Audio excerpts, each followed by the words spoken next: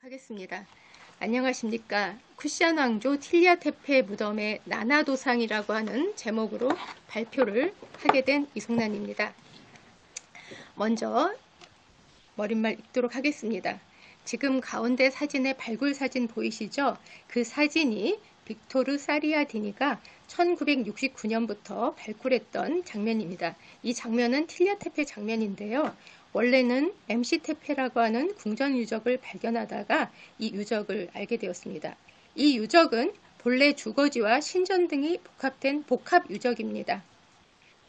이 유적에서 2만여 점의 황금 유물이 발견됐는데요. 이 황금 유물은 우리 신라 적성목고fun에서 출토되는 것처럼 머리끝에서 발끝까지 다 황금 착장구로 이루어진 유물입니다. 지금 옆에 보이는 도면이 기원전 1500년 또는 1300년까지의 청동기 유물부터 있었던 복합 유물이라는 걸 알게 되시고요. 주변에 있는 이 네모난 그런 성벽은 좀 기원전 4세기경, 5세기경의 아케멘스 페르시아 시대 것이고요.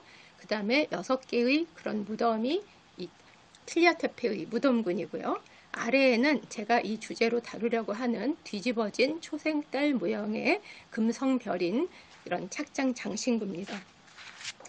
제가 이 발표를 시작하게 된 거는요, 그간에 많은 연구들이 진행됐던 훌륭한 연구 성과에서부터 비롯된 것입니다.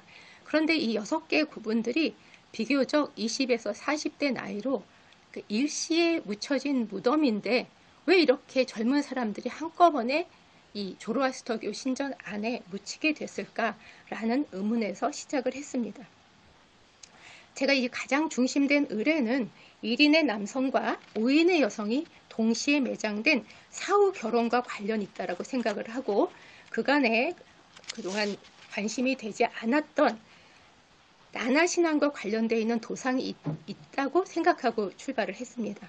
가장 중심묘인 이 사후묘 빨간색 보이시죠? 이 무덤을 사이에 두고 이 조로아스터교 신전 안에는 6호묘와 3호묘가 아래가 있고요. 안에 있는 6호묘와 3호묘가 위계가 높습니다. 그리고 바깥에 1, 2, 5호묘가 있습니다. 이 여성들의 역할이 뭔가라고 살펴봤을 때 이제 나나 여신과 관련돼서 생각을 해보았습니다. 나나 여신은 대지를 낳고 기르고 거두어가는 그런 지모신적인 성격의 여신으로 풍요와 왕권의 수호자뿐만 아니라 왕권을 수유하는 복합적인 역할의 신격을 가지고 있습니다. 그런데 이 쿠시안 왕조를 일으킨 월지족은 지금의 신장 위구르 자치구에 위치한 지금 중국에 속해 있죠. 여기서부터 이제 박트리아까지 서천한 사람들이에요. 그런데 이런 사람들이 이런 기존의 그리스 박테리아 사회에 있었던 키벨레 신앙과 비슷한 도상을 가지면서 새로운 이 나나 도상을 만들어가면서 통치권과 관련되어 있는 이러한 도상을 만들었는데 이 도상의 단초가 틸리아테페에서 찾을 수 있다고 생각을 했습니다. 바로 이런 나나 도상은 이후에 카니시카나 후비시카 왕시대 때 유행했던 나나 신앙의 그런 도상의 단초가 됩니다.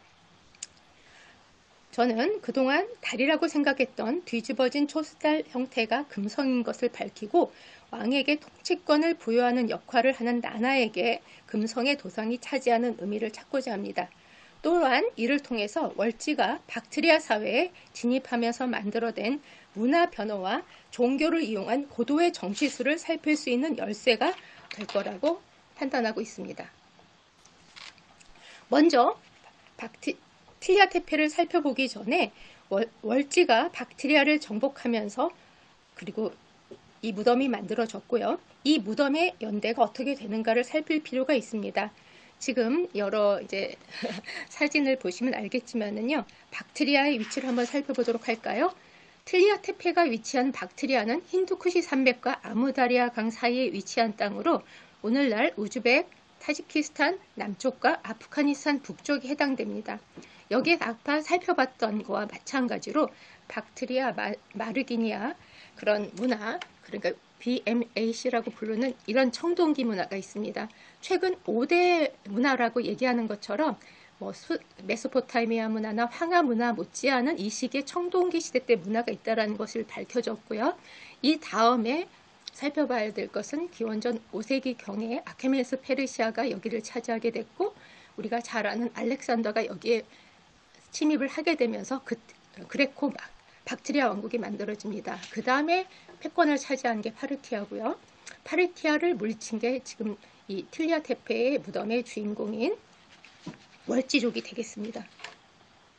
월지가 탈인 분지로부터 시작해가지고 이제 박트리아 사회까지 진입하기까지의 루트를 한번 살펴보도록 하겠습니다. 이 지금 미라 사진을 보시게 되면은 이 사람들이 직접적인 그러한 그 월지의 조상이라고는 할 수가 없지만은요, 이 월지는 토아로를 쓰는 인도 유럽어족 계통의 코카소이드 민족입니다. 코카소이드 민족 중 가장 동쪽인 중국 분지에 거주한 사람들입니다. 1934년 여름 스웨덴의 고고학자 폴케 베리만이 나포박 지구의 공자카 이러한 지점에서 발견된 건데, 굉장히 붉은 머리카락에 코가 오똑한 미라입니다. 이들은 중앙아시아에서 이주한 유목민이 아니라 토착민이라고 알려져 있고요. 직접적인 월주의 조상이라고는 할 수는 없지만 코카소이드 종족이 탈인 분지에서 이렇게 살았던 역사적인 사실이 밝혀진 것입니다. 중국의 기록에 의하면은 월지는 이렇게 도남과 기련 산맥에 살게 된 종족이라고 생각됐고, 대월지가 흉노에 패해가지고 이렇게 흉노의 술잔이 됐고, 다시 소구드의 대환을 지나서 박트리아에 도착했다는 그런 내용입니다. 1세기로 보는 근거입니다. 1세기로 보는 근거 중에 하나는 이게 또 그간에는 기원전 1세기로 봤던 근거가 되기도 했죠. 육혐오의 여성의 입에서 나온 건데요. 파르티아 왕 프라테스의 동전입니다. 그런데 그 밑에 보시면은 사팔레시스라고 하는 얼지 왕의 그런 초상이 다시 각인이 되어 있습니다. 이 사람이 한 기원 후 20년까지 보기 때문에 AD 1세기가 된 거고요. 그 다음에 사모묘에서 출토된 로마 황제 티베리우스의 금화입니다. 이게 지금의 현재 프랑스 리옹, 그러니까 갈리아 지방이죠. 로마가 지배했던 지역에서 나온 거가 이 틸리아테페에서 나온 거고요. 이를 통해 가지고 그런 지중해 문화권에서 쿠션 왕조가 어떤 역할을 했는지도 잘 알 수가 있었고, 결국은 AD 1세기 쿠시안 왕조가 실크로드의 가장 강력한 그런 왕자로 차지하고 있었을 그 시대 때 묻혔던 사람이다. 저희가 그렇게 이해를 하면 되겠습니다. 근데 이거를 그냥 어떻게 섣불리 6사람이 동시에 묻었던 무덤이라고 우리가 얘기할 수 있느냐라고 한다면, 지금 제가 뭐 너무 끔찍해가지고 6기를 다 가져오진 않았습니다만 6기 모두 유골 전체의 형태를 가지고 있습니다. 한 사람이 먼저 죽고 선의 관계가 있으면 나중에는 유체가 이탈돼가지고 뼈만 추리는 쇄골장이 이루어지거든요. 그런데 이제 추가장일 경우에는 쇄골장이 이루어지는데 반해서 6기 모두 완벽한 유골의 형태를 가졌기 때문에 동시에 묻힌 걸로 봐도 된다라고 생각을 하고, 그 다음에 이제 사오묘의 남편과 부부 관계에 있는 여성으로 보는 경우 같은 경우에는 가장 출입구에 중앙인 곳에 사오묘가 묻혀졌어요. 그리고 6호묘와 4호묘가 가장 위에가 높은 6호묘는 서로 마주하고 있고, 3호묘는 이렇게 호위하듯이 안쪽에 있습니다. 그 다음에 1, 2, 5호는 4호묘를 바깥에서 이렇게 호위하듯이 있습니다. 이러한 무덤의 배치로 봤을 때 이제 4호묘가 남편이고, 나머지 분들은 이제 그 부인 역할을 하는 여성들이다라고 이렇게 볼 수가 있겠습니다. 그러면 가장 중요한 4호묘와 6호묘 중심으로 이런 착장 장신구를 살펴보도록 하겠습니다. 그러면 이분들의 신분이 이제 왕급으로 볼 수가 있는 이유를 살펴보기로 하겠는데요. 이 남성분이 이제 왕족이라고 보게 되는 거고, 바로 인근의 MC-테페의 그런 왕족 출신이라고 생각을 하는 겁니다. 그래서 왕족 출신임을 알 수 있는 자료로는 목걸이에 카메오 펜던트 장식을 들 수가 있겠습니다. 바로 이 왕족 그 마케도니아식 헬멧을 쓴 초상 조각인데요. 이제 이분의 초상 조각 같지는 않아요. 하지만 이거는 왕족 사이에서 이렇게 전해질 수 있는 물건이다. 그러니까 이분의 이 시대 때는 만들어진 건 아니지만 다른 사람의 물건이지만 어쨌든 이 사람 손에 들어왔다라고 이제 볼 수 있는 거고요. 다음에 살펴볼 양형 관식과 수지식 관식, 이런 왕급이 사용할 수 있는 황금 관식을 쓸 수 있고요. 그 다음에 월지식의 장례식, 말뼈부장, 이건 좀 뒤에 살펴보겠지만 마제가 행해진 것을 이제 볼 수가 있습니다. 그래서 중심묘인 사후의 남성 착장구를 본다면요, 거의 시대가 비슷했을 시대에 카니시카하고 옷차림이 똑같아요. 그러니까 튜닉을 입고요, 그 밑에 바지를 입고 두 자루의 칼자루를 찾습니다. 옆에 보이는 게 그런 양형관식과 수지식 관식이고요, 까메오 목걸이고요, 그 다음에 북방민족이기 때문에 허리띠를 찾습니다. 이 허리띠에 나나 여신의 도상이 들어있습니다. 그 다음에 두 자루의 칼자루, 그리고 두 밑에 벌클에는 중국 사람이 이렇게 용을 몰고 가는 그런 또 교류의 그런 브로치가 이 아래 신발에 이렇게 달려 있는 거고요. 수지식 관식과 양형관식은 북방 유목민족의 이제 이런 관입니다. 이분이 이렇게 피알레라고 하는 그런 접시를 그 벽의 역할을 했던 거예요. 그러니까 사실 여기서 나온 부속품이라고 생각을 해서 이걸 관식으로 처음에는 보지 않았습니다. 하지만은 최근에 카자흐스탄의 황금인간이나 아니면은 그런 탁사의 묘에서도 이렇게 그 양이 최상층에 있는 거예요. 이 양은 태양을 상징하는 그런 동물이고요. 그리고 이 아이벡스라고 하는 동물은 실제로 이 아프가니스탄에서 서식하는 그런 동물인 겁니다. 그래서 지금 여기에서 살펴보는 이러한 그런 관식으로 인해서 아마도 왕급이라고 이제 볼 수 있는 그런 모습입니다. 그렇다면 위치는 어떻게 되느냐라는 그런 문제가 있었습니다. 먼저 흑해 북한에 있는 여러분이 잘 아는 노보체르카스크스에 나온 호크라치 굽은 생각하시죠? 거기서 대관 형식으로 보고 사냥과 수목을 입식으로 배치한 의견이 있습니다. 지금 여러분이 보이는 그런 그 두 개의 삽도 중에 안쪽에 있는 삽도요, 이렇게 이제 배치를 해보도록 했습니다. 근데 저는 약간 그런 일단 이 위치 문제는 제 역할을 여기서 넘는 것 같고 이 상징의 의미를 더 살펴보도록 하겠습니다. 그래서 반원형의 물을 딴 사냥이나 염소는 기원전 6세기나 아까 보였던 기원전 4세기에 보이는 이런 사카 29루간의 황금 관모에도 장식이 되어 있습니다. 시베리아 문화권에서 뿔이 달린 사냥과 염소는 태양을 상징하는 동물로 알려집니다. 사냥 관식은 사산조 페르시아의 왕관의 모티브로도 사용됩니다.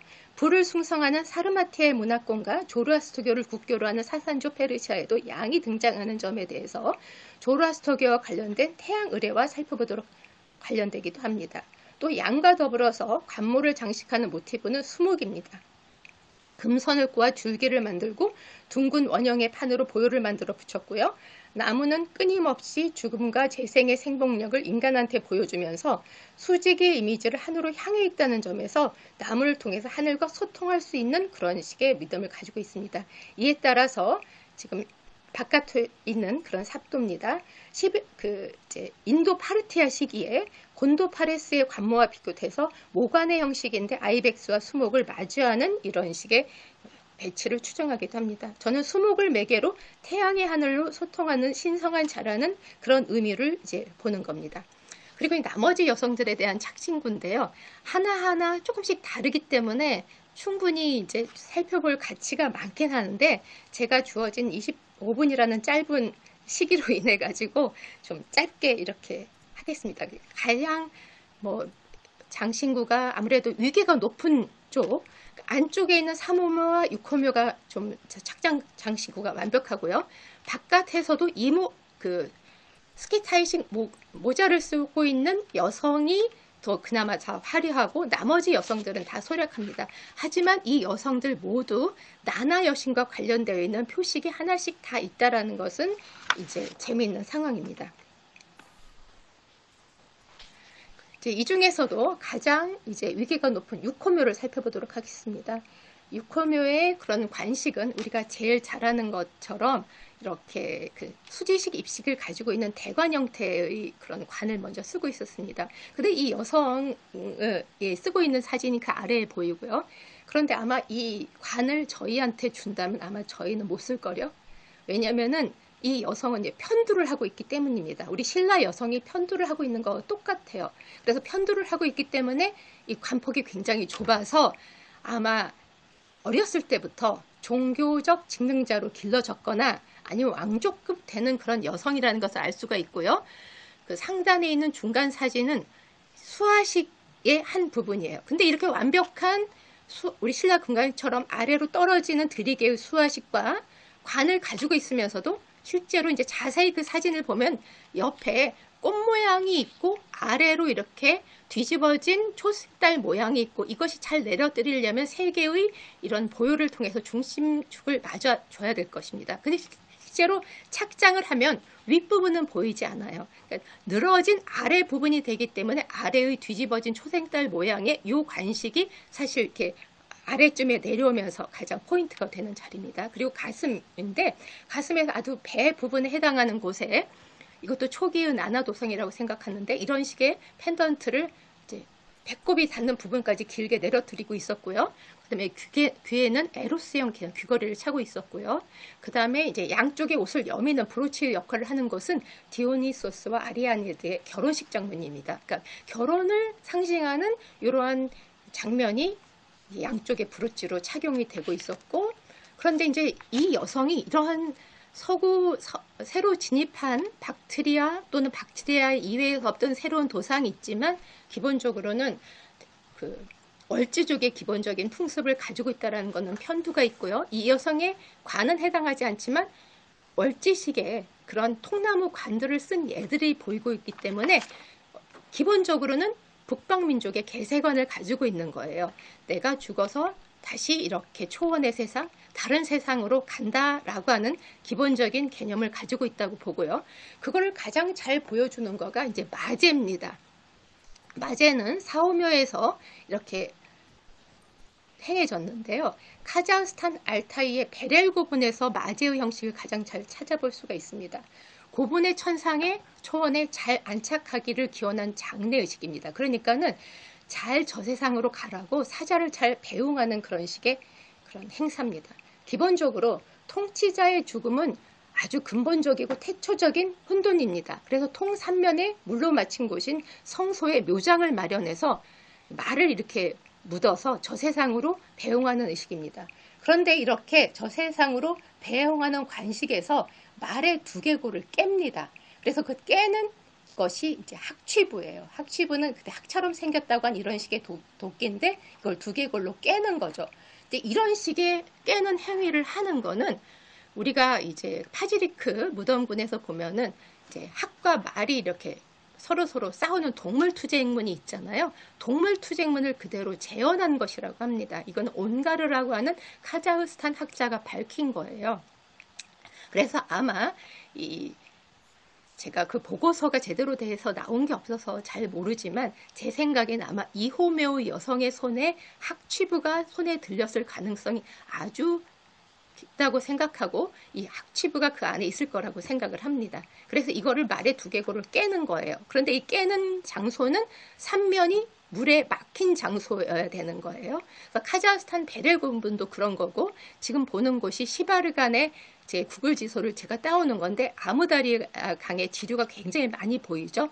결국 이 장소도 삼면이 물에 막힌 장소를 찾아서 그리핀의 불의로 공격이 당한 말을 사망한 것을 재현했을 거라고 생각을 합니다. 이제 근본적으로 이제 저세상으로 이렇게 잘 이제 월지의 매장 의뢰로 보내준 거예요. 그렇다면 이제 마지막으로 이 발표에서 주된 거가 되는 거가 이제 나나신앙이에요. 근데 이 나나신앙 이전에 이 박트리아 사회에서도 비슷한 지모신적인 키벨레 신앙이 있었습니다. 기원전 3세기 사원에서 이렇게 출토됐다라고 하는 이러한 지금 키벨레 은판이 보이고 있는데요. 그 옆에 날개를 활짝 핀 것 같은 사람이 있는 걸 보니까는 뭐 저기 나이키 여신이에요. 나이키 신전에서 아마 발견됐을 거예요. 그리고 그 위쪽에는 다층으로 되어 있는 페르시아식 신관의 모습이 되어 있고, 이러한 키벨레 여신을 몰고 가는 거는 마차인데 두 마리의 그런 사자가 마차를 몰고 가고 있고, 위에는 헬리오스는 태양신이 이렇게 살펴보고 있습니다. 바로 그 옆에 이러한 뒤집어진 초상tel 모양의 금성이 있다고 저는 판단을 하고요. 다음에는 그 태양의 자리가 있을 거라고 생각합니다. 그런데 이 키벨레 도상은 여전히 키벨레 신앙은 쭉 있는 거예요. 로마에서도 이 민족을 잘 지배하는 방식으로 키벨레 의식을 굉장히 장려했다고 합니다. 아마 기독교를 대항하는 그런 의미에서도 키벨레 신앙을 장려했다고 하는데, 여전히 두 마리 사자가 모는 마차를 타고 있는 키벨레의 여신의 모습이 보입니다. 근데 이런 거와 전혀 다른 도상이 이제 쿠시안 왕조에 나타나는 겁니다. 그래서 월지의 바트리아 지배와 나나 신앙을 이제 살펴보는 건데, 그렇다면 쿠시안 왕조가 이제 나나를 택한 거예요. 그러니까 이 지역을 잘 지배하기 위한 거로, 불교도 물론 중요했습니다만 불교는 교역도 하고 행정망을 잘 갖추고 갔는데 또 중요한 역할을 했다면, 중국이 이제 도교와 불교를 적절하게 두 개를 다 잘 썼잖아요. 그와 마찬가지로 이민족인 월지가 불교와 또는 서아시아 계통의 이런 나나 신앙을 적절하게 잘 배치를 한 것 같아요. 그렇다면 사오묘의 나나 여신의 도상과 관련된 장신구로서 이 허리띠를 살펴보도록 하겠습니다. 지금 사자와 여신이라고 하는 거는 이렇게 똑같습니다. 그런데 이제 이 여성은 중앙에 이렇게 가르마를 하고 있고 이마에 가는 띠를 맨 헬레니즘 스타일의 머리를 하고 있습니다. 좀 표정은 약간 싸나워요. 싸나운 여성은 두 개의 손잡이가 달린 잔을 들고 사자 위에 올라서 다리를 이제 쩍벌하면서 이렇게 올라타고 있는 아주 기세가 좋습니다. 그리고 사자의 어깨 근육에는 쉼표 모양의 보석이 감정되어 있다가 빠지는 적이 보이는데, 이거는 날개를 의미하는 것으로 생각이 되고 있습니다. 사자를 타고 있다는 점에서 저는 이제 나나 여신으로 보고, 이제 많은 사람도 나나 여신으로 보기 시작했습니다. 그래서 9개의 구성된 5개의 상은 오른쪽을 향하고, 4개의 상은, 그러니까 5개와 4개는 서로 마주보고 있는데 미러 이미지예요. 그런데 9개의 상들을 살펴보면은 조금씩 다 달라서 아마 신라법으로 주조하는 모습입니다. 사오묘의 여성에 이렇게 두 마리가 모는 키벨레와 다른 이런 식의 도상들인데요. 이런 도상들이 그러면 어떻게 해서 만들어졌는지가 궁금해집니다. 그런데 이 도상은 아까 얘기했던 것처럼 청동기 시대 때 나왔던 인장에서도 똑같은 사자를 올라탄 이런 사람의 인장이 있어서, 이제 아마도 우리가 중간 단계는 살펴볼 수는 없지만 고유의 이런 식의 도상들이 전해졌을 가능성이 아주 크다라고 생각하고, 옆에 있는 것은 이렇게 뒤집어진 초생달 모양의 관식을 쓰고 있고 사자의 호를 잡고 있고 사자에 올라타고 있는 것이 카니슈카 시대 때 만들어진 인장입니다. 그리고 이제 그 다음 보이는 거는 이런 소그드에서 나오는 은제, 접시에서 나오는 인장인데, 이것도 마찬가지로 태양을 들고 있고 뒤집어진 초생달 모양의 것을 들고 있는 사자에 올라타고 있는 이러한 나나 여신의 모습이 보이고 있습니다. 그러니까 이런 식의 도상이 또 뒷시기에도 계속 이루어지는 거예요. 그렇다면 이러한 뒤집어진 초생달 문양의 도상들은 언제부터 출발을 하느냐라고 본다면, 월지의 왕인데 이 사람도 이제 카니슈카한테 잡힌 사람이에요. 그래가지고 이제 카니슈카가 오후프를 다 평정을 하면서 1세기에는 완전한 쿠샨 왕조를 이루잖아요. 이제 그때의 사람인데, 이 월지 자체도 자기의 초상과 더불어서 뒷면에 나나이아라고 적혀 있잖아요. 사자가 있고 그 다음에 이렇게 뒤집어진 초생달 모양의 금성이 있고 갈코리 모양의 이러한 모양이 있는 동전이 이제 먼저 발견된 바가 있어서, 월지족이 나나 도상을 쓴 것은 조금 더 이른 시기에부터 등장한다라는 것을 이제 알 수가 있습니다. 그러면 그동안 달로 알려졌던 것을 왜 금성으로 보느냐라고 하는 것을 이제 한번 살펴보도록 하겠습니다. 이와 관련해서 이제 주목되는 것은 한 최근 20년 전에 발견된 라바탁 비문이에요. 라바탁 비문을 보니까는요, 쿠시안 카니슈카, 의로운 사람, 정의로운 사람, 나나로부터 왕권을 얻은 독재자라는 말이 나오는 거예요. 나나는 왕권을 수여하는 사람이잖아요. 수여하는 신이잖아요. 숭배받을 가치가 있는 신, 그리고 신들이 기뻐하는 대로 한 해를 취임한 모든 신으로부터 라고 하는 말이 있습니다. 그리고 또 나나 의식도 있고 나나 신전도 있다는 것이 밝혀진 거예요.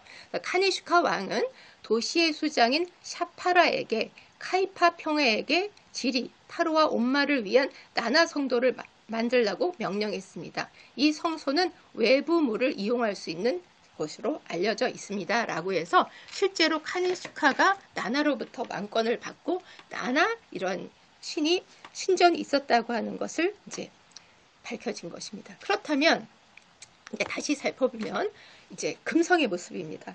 여러분 이제 갈릴레오가 이제 지구가 자전한다라는 것을 이제 밝힌 바가 있잖아요. 그럴 수 있었던가는 이 천재가 육안으로 금성의 주기를 발견한 거예요. 그러니까 이 금성은 유일하게 육안으로 관철되는 행성이거든요. 달 이외에도요. 그래서 여러분한테 보여주는 거는 이제 지구에서 봤을 때 금성의 모습입니다. 원래 이제 금성은 태양과 달을 제외하고는 육안으로 볼 수 있는 유일한 천체라는 건 말씀드렸죠. 공전 궤도가 작은 금성은 지구에서 관측할 때 태양을 중심으로 태양 동쪽과 서쪽을 왔다 갔다 하는 거예요. 그러니까 태양과 이 금성이 동시에 관철되는 거죠. 그래서 해가 뜨기 전이나 진 후에만 잠시 동안만 볼 수가 있습니다.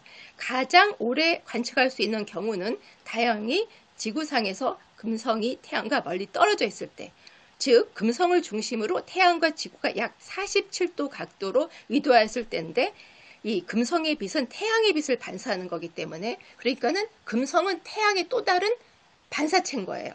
이래서 지구에서 보면 반쪽만 태양빛을 받아서 초승달 같은 모양이 되는 겁니다. 이런 초승달 모양의 금성은 마케도니아 궁전에서 시작하고요. 또는 아나톨리아의 폰투스의 미트라다테스 3세에서부터 왕조의 산생이었고, 이어서 로마에도 이런 금성이 자기네 왕국의 상징이 되는 것입니다.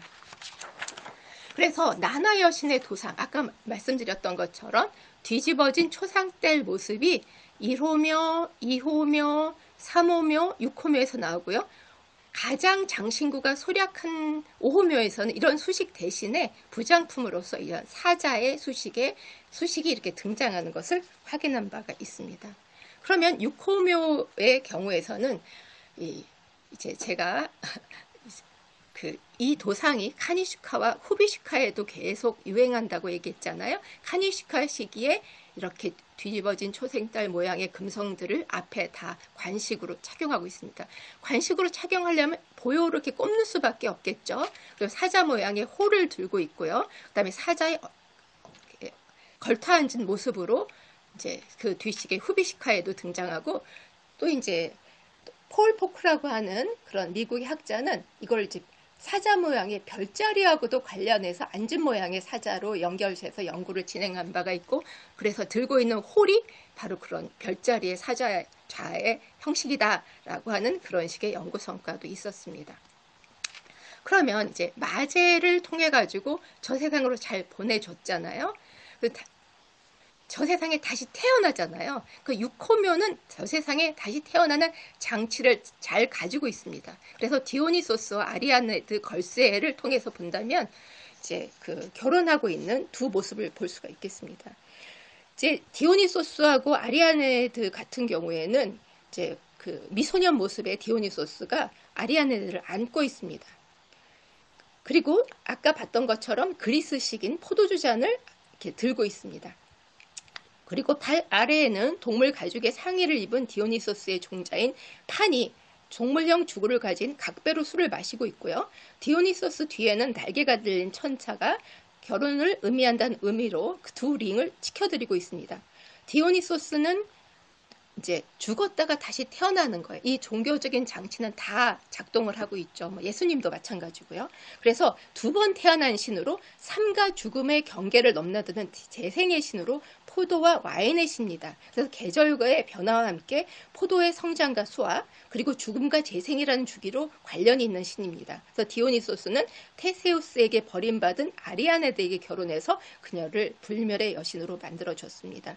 바로 이거는 디오니소스와 아리아네드의 결혼식의 장면을 생각을 하고, 6호묘의 신부는 금지의 디오니소스와 아리아네드를 통해서 사후 결혼을 통해서 다시 태어나서, 근데 태어나는 다시 저승을 가는 과정은 또 이제 그리스 로마의 방식이 통하는 거예요.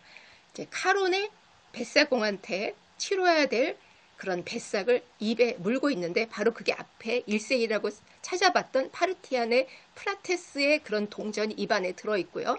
그 다음에 이제 나나 여신의 신격을 가진 이분이잖아요. 그래서 보요 장식, 아까 봤던 그 디오니소스, 아니 저기 어, 나나 여신의 그런 펜던트도 가지고 있었고요. 이러한 수식을 이렇게 차고 있는 모습으로 진행될 거라고 생각을 했습니다.